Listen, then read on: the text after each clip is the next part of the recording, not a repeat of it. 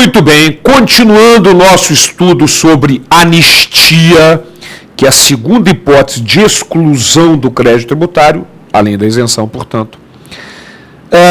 Nós temos que conhecer agora o artigo 182 do CTN.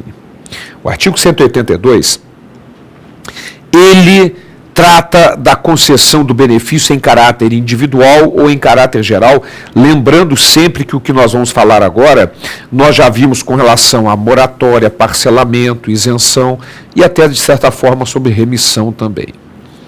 Bom, em primeiro, vamos dar uma olhada no dispositivo para depois lembrarmos de um detalhe importante. Artigo 182 do Código Tributário Nacional. Vamos lá. A anistia, quando não concedida em caráter geral, em outras palavras, quando concedida em caráter individual, é efetivada em cada caso por despacho da autoridade administrativa, em requerimento com o qual o interessado faça prova de preenchimento das condições e do cumprimento dos requisitos previstos em lei para a sua concessão. Ora, voltando para mim, nós já sabemos que esses benefícios todos, como eu já disse, moratória, parcelamento, isenção, anistia, eles podem ser concedidos em caráter geral ou em caráter individual. Ou seja, em caráter geral basta a lei, não há nenhuma exigência. Em caráter individual, há necessidade, a lei traz alguma exigência para gozo do benefício. É dado uma moratória do imposto de renda para a empresa que tem um passivo circulante acima de R$600 mil. Então, há necessidade de se comprovar que tem um passivo circulante de dívidas acima de R$600 mil, aí sim, leva para a autoridade administrativa, a autoridade fiscal, o fiscal vai verificar se realmente se enquadra dentro do benefício e vai dar um despacho concedendo o benefício fiscal. Então, observe que no caso da moratória, todos esses benefícios, inclusive a anistia em caráter individual, a lei traz alguma exigência. Então, a lei apenas autoriza que a autoridade, através de um despacho, conceda o benefício fiscal. Com relação a esse aspecto, vamos lembrar esse detalhe num quadro, porque é um detalhe muito importante. Vamos lá. Concessão de anistia em caráter individual, a lei que a concede traz requisitos a serem cumpridos pelo sujeito passivo. E a concessão depende de lei e de despacho da autoridade. Lógico, a autoridade vai ter que verificar se o sujeito passivo se enquadra dentro daqueles requisitos exigidos. Em se enquadrando, ele então vai dar o despacho concedendo o benefício. Portanto, observe que quando concedido em caráter individual, além da lei, há necessidade do despacho da autoridade após a verificação das exigências. Em caráter geral, a lei não traz nenhum requisito e, portanto, a concessão só depende da lei. Volto a insistir, olhando para esse quadro, que este quadro, exatamente como está aí, se aplica a moratória, se aplica a parcelamento, se aplica a isenção e agora a anistia. E no caso de remissão, que é o perdão da dívida, ela só pode ser concedida, de acordo com o artigo 172 do CTN, em caráter individual. É o único dos benefícios que, de acordo com o artigo 172 do CTN, só pode ser concedido em caráter individual. Muito bem. Então, já lembramos agora que, quando concedido em caráter individual, há necessidade de que a autoridade verifique alguma exigência que está prevista na lei. Mas, caso se verifique que aquele sujeito passivo, na verdade, não se enquadrava dentro daqueles requisitos exigidos, houve um erro na hora de verificação dos requisitos, ou houve dolo do sujeito passivo que mentiu, criou documentos falsos para comprovar que se enquadrava naquela exigência da lei e, na verdade, não se enquadrava. Qual a consequência desse fato? Do fato de se verificar mais tarde que aquele sujeito passivo, de fato, não se enquadrava dentro dos requisitos exigidos, embora a autoridade tenha se enganado e tenha concedido o benefício fiscal através de um despacho. Então vamos lá. A consequência está no artigo 182, parágrafo único, que faz referência a um outro artigo do CTN, que é o artigo 155. Importantíssimo porque se aplica a moratória, esse artigo 155, a moratória, parcelamento, remissão, isenção e anistia, todas elas concedidas em caráter individual. Então vamos lá. Artigo 182, parágrafo único. O despacho referido nesse artigo, ou seja, o despacho da autoridade administrativa, não gera direito adquirido, aplicando-se, quando cabível, o disposto no artigo 155 do Código Tributário Nacional. Ora, minha gente, é o badaladíssimo artigo 155, que se aplica a remissão, parcelamento, moratória, isenção, anistia. Então, esse benefício será revogado, comprovando-se que o sujeito passivo não se enquadrava dentro daqueles requisitos exigidos na lei. Ok? Mas com um detalhe importante. Será revogado o benefício cobrando sempre tributo acrescido de juros de mora. Isso sempre. E nos casos em que houve dolo ou simulação, além do tributo e do juros de mora, será cobrada a penalidade também. Então, revoga-se o benefício, cobrando-se tributo e juros de mora, e nos casos de dolo ou simulação, além disso, a penalidade. Há uma crítica a esse dispositivo, porque, na verdade, não é uma revogação. O STJ entende que a revogação é um ato de vontade do administrador, que revoga. Aqui é anulamento, de acordo com o STJ. Por quê? Porque o ato estava errado, ok? Ao conceder, o despacho estava errado ao conceder o benefício. Mas isso é só um comentário que eventualmente pode ser explorado em prova. A palavra utilizada no dispositivo, no artigo 155, é revogação mesmo. Muito bem. Então vamos ver a consequência dessa revogação. Vamos lá.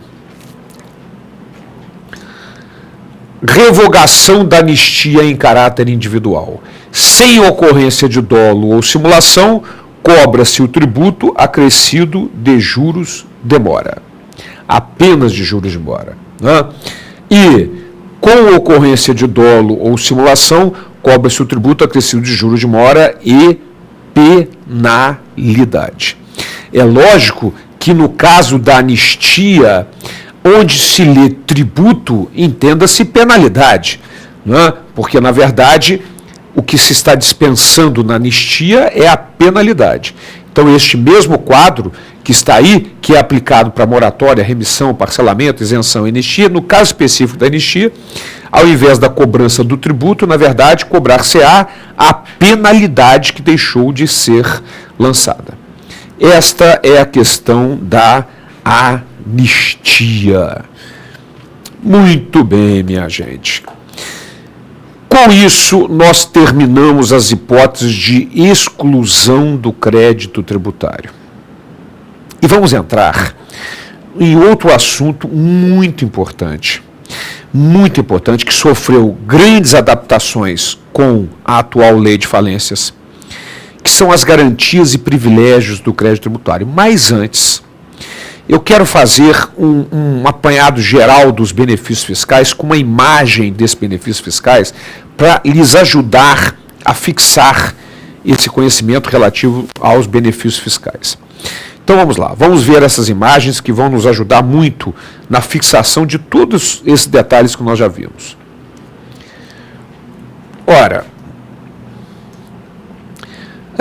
já sabemos que, ao ocorrer um fato jurídico, havendo uma previsão legal, que é a chamada hipótese de incidência, surge o fato gerador, surge a obrigação tributária e o lançamento constitui o crédito tributário. Esta é uma incidência normal. Ou seja, o surgimento do direito da fazenda pública cobrar um tributo, que é o crédito tributário. Ora, o que acontece na imunidade? Na imunidade, há uma vedação constitucional.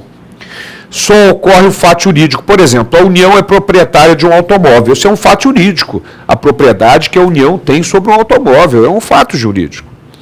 Mas a Constituição proíbe que haja uma previsão legal. Proíbe que a lei determine que aquilo é fato gerador. Então só ocorre o fato jurídico, não surge fato gerador, não surge obrigação, e muito menos lançamento nem crédito. Na imunidade. Ora, na isenção ou anistia, surge até a obrigação tributária e não é feito o lançamento. Já sabemos, no caso da isenção não é feito o lançamento do tributo, no caso da anistia não é feito o lançamento da penalidade. Mas ambas dizem respeito ao fato de não se fazer o lançamento. Mas surge a obrigação. Então já sabemos, estão isentos do pagamento do IPVA os taxistas autônomos em determinado estado. Eles têm a obrigação tributária, o que não ocorre na imunidade. Mas aqui tem a obrigação tributária, só não é feito o lançamento. E, finalmente, na remissão, surge até o lançamento e constituído o crédito, constituído o direito da Fazenda Pública a cobrar, e só depois é que se faz a perdão da dívida tributária. Aí, seja lá do que for, qualquer crédito tributário, seja relativo à penalidade, seja relativo a tributo, seja relativo a juro de mora, qualquer que seja o crédito tributário, mas é feito o lançamento e depois perdoado.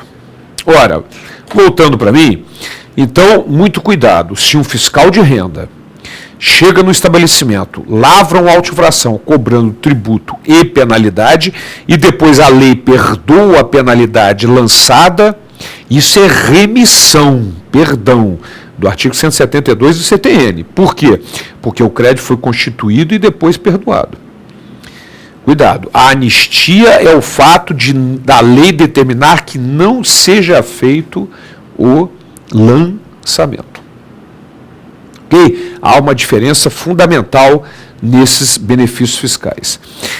Com isso, minha gente, nós terminamos toda a parte das hipóteses de extinção, de suspensão e de exclusão do crédito tributário. Vimos as 6 hipóteses de suspensão: moratória, depósito montante integral, reclamações e recursos, concessão de medida liminar e mandado de segurança, concessão de medida liminar ou tutela antecipada e outras ações judiciais, né?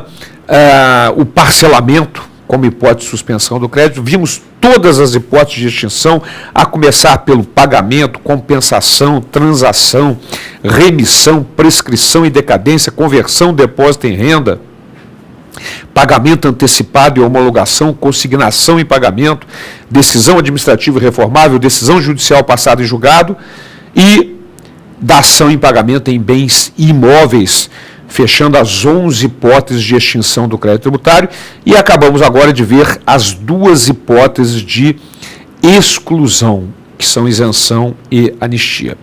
Lembro sempre que, de acordo com o artigo 97, inciso 6º do CTN, todas as hipóteses de suspensão, extinção e exclusão do crédito têm que estar previstas em lei. No entanto, é sempre importante lembrar que hoje nós temos uma exceção. A Constituição determina, no seu artigo 155, parágrafo 2º, inciso 12, a linha G, que os benefícios fiscais relativos ao ICMS, somente ao ICMS, não podem ser concedidos por lei estadual, não podem. Só podem ser concedidas por convênio entre todos os estados e Distrito Federal. Então é uma exceção, porque é uma hipótese de exclusão do crédito, isenção, anistia, que não pode ser concedida por lei. É muito importante lembrar disso, porque o examinador eventualmente pode explorar, porque a redação do artigo 97, inciso 6º, determina que tem que estar prevista em lei e não se refere, porque era relativo à Constituição anterior, à exceção do ICMS. É muito importante lembrarmos desse detalhe. Ok? No próximo encontro, continuamos o estudo do título Crédito Tributário.